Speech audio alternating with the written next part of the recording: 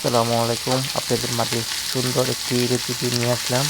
গুঁড়া গুঁড়া চচ্চড়ি। এখানে বেগুন ও গুঁড়া মাছ দিয়ে সুন্দর রেসিপি, মজাদার একটি রেসিপি। খেলে বারবার খেতে মন চাবে। এক প্লেটের জায়গায় 2 প্লেট ভাত খাবেন। আমি কি দিয়ে করেছি দেখেন। এখানে আমি 2টি বেগুন নিয়েছি। এই বেগুন দিয়েই আমরা চচ্চড়ি করব। এখানে কিছু গুঁড়া মাছ নিয়েছি, এখানে পেঁয়াজ নিয়েছি, আর নিয়েছিলাম কাঁচামরিচ কেটে নিয়েছিলাম। এখানে আমরা বেগুনগুলো কেটে নিচ্ছি। দেখেন আমরা কিভাবে সুন্দর করে চিকন চিকন করে এগুলো কাটবো। দেখেন আমরা যেভাবে কাটতেছি সেমভাবেই সুন্দর করে কেটে নেবেন, মাছের মতো দেখতে হবে।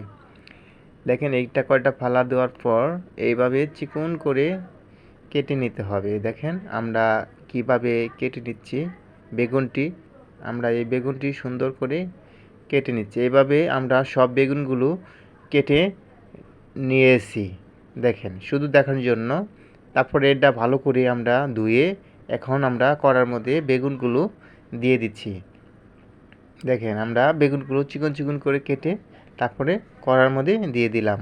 এখানে আমরা পেঁয়াজগুলো কুচি করে কেটে নিয়েছিলাম, সেগুলো আমরা এখানে দিয়ে নিলাম।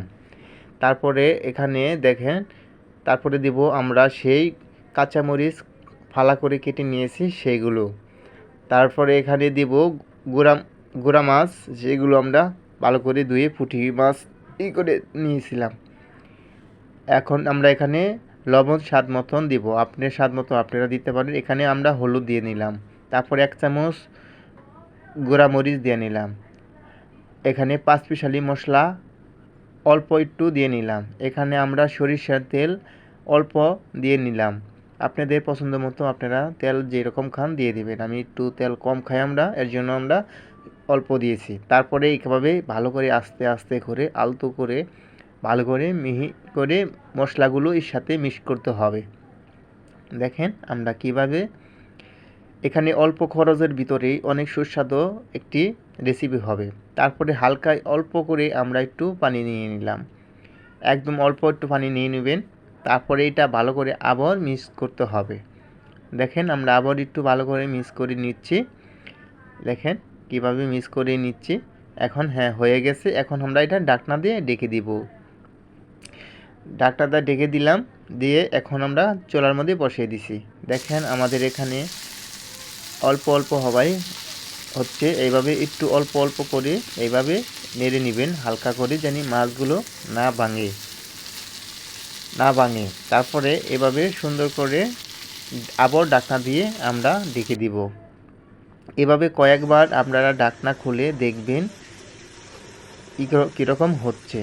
তারপরে যখন এরকম হবে, একটু অল্প হয়ে যাবে, তখন আমরা অল্প করে এক গ্লাসের হাফ গ্লাস আমরা পানি দিয়ে নিব।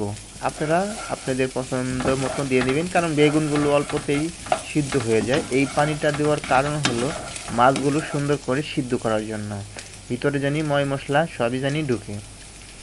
এভাবে দেওয়ার পর আমরা আবার ঢাকনা দিয়ে কিছুক্ষণ ঢেকে রাখবো। এভাবে সুন্দর করে করার পর দেখেন ঢাকনাটা ঢেকে রাখলাম। দেখেন আমাদের চচ্চড়ি প্রায় কাছাকাছি। এখন ঢাকনা দিয়ে আবার ঢেকে দিলাম, দিয়ে দেখেন এখন সুন্দর একটি চচ্চড়ি রেসিপি হয়ে গেল। একবার খেলে আপনারা বারবার খেতে মন চাবে। 1 প্লেটের জায়গায় 2 প্লেট ভাত খাবেন। এটি দেখতে সুন্দর, খেতে অনেক মজাদার হবে। দেখেন কি সুন্দর একটি কালার চলে আসছে। আপনারা আমার মতো ট্রাই করে দেখেন, আপনারা অবশ্যই ভালো লাগবে। আর চ্যানেলগুলো সাবস্ক্রাইব করে আমাদের পাশে থাকবেন। সকলকে জানাই ধন্যবাদ।